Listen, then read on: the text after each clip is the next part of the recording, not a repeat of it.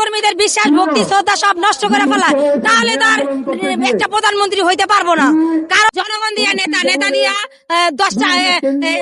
70টা নেতা দিয়ে একটা মন্ত্রী, তাহলে এরকম যদি আমাদের বিশ্বাস ছিল যে দেখি নেতা কর্মীদের প্রতি অন্য একটা মূল্যায়ন, যে দেখতেছি যত হাইব্রিড আছে 5 তারিখের পরে যারা আসছে তারাই দেখি বড় বড় নেতা কর্মী হয়ে গেছে।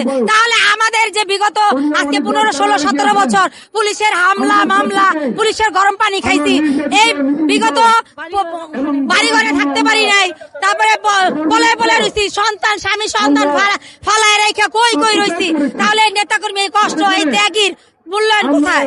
মূল্যায়ন তো আমাদের পাইলাম না। এটাই আমাদের দুঃখ বলার জায়গায় একটা ভারপ্রাপ্ত চেয়ারম্যান আমাদের তারেক রহমান শেষ জায়গা। কারণ আমাদের ম্যাডামের কাছে বলবো, ম্যাডাম আমাদের মা, ম্যাডাম আমাদের এলাকার আমাদের মাথার উপরে বটগাছ ছিল, তার মন মানসিকতা অন্যরকম ছিল। আমরা তার মুখের দিকে তাকাই আমরা সবসময় রাজনীতি করে আসছি। এখন যদি আমাদের নেত্রী এখন যেহেতু অসুস্থ, তার জন্য আমরা অন্তর থেকে দোয়া করি আল্লাহ তাআলা তাকে যেন সুস্থতা দান করে। আর আমরা আমাদের এখন বর্তমানে যেহেতু ম্যাডাম অসুস্থ, তার কাছে আমাদের দুঃখ বলার জায়গা নাই। এখন শুধু আসছে একমাত্র ভারপ্রাপ্ত চেয়ারম্যান তারেক রহমান, তার কাছে আমরা বিনীত অনুরোধ করে বলতেছি যে আমাদের ত্যাগী নেতা কর্মীদের আলাদা একটা মূল্যায়ন করা হোক। বিগত যত আমি যে এখন আসছি বলবো যে শিরিন কোথায় ছিল? বিগত দিনের পিছনের ভিডিও সার্চ দিলে আমি শিরিনকে বাইরে যাব। কত পুলিশের দৌড়ানি খাইছে এই প্রেস ক্লাবে, এই ছিল না, সে নমিনেশন কেমনে পায়? তাহলে সে রাজপথের জীবনে ছিল না, 6 ভোটার কিভাবে 7 নমিনেশন পায়? দল যদি বিক্রি হয়ে যায় তাহলে আর আমাদের কি বিএনপির প্রতি যে আস্থা বিশ্বাস ছিল সেটা আমাদের আস্তে আস্তে নষ্ট হয়ে যেতেছে।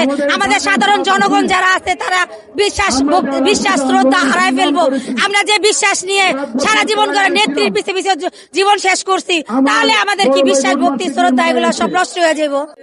পল্টনে কত পুলিশের গুলি খাইছি, গুলি করতে লিখছে, ফাঁকা গুলি করছে, আমরা দৌড়াইছি, গরম পানি দিছে, তাহলে আমরা এই কইরা পর্যন্ত তারপর রাজনীতি করছি। 28শে জুলাই পাখির মতো গুলি করে মারছে, তখন আমরা রাজপথে আন্দোলন করছি, আমরা রাজপথে ছিলাম।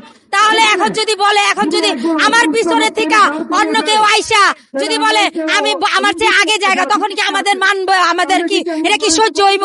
তাহলে আমাদের এই ত্যাগী, এই কষ্ট পরিশ্রম, এই মাথার ঘাম কই গেল, কোথায় গেল? তাই আমি ভারপ্রাপ্ত চেয়ারম্যানের কাছে অনুরোধ করে বলতেছি তারা ত্যাগী নেতা কর্মীদের একটু নজর দেওয়া হোক।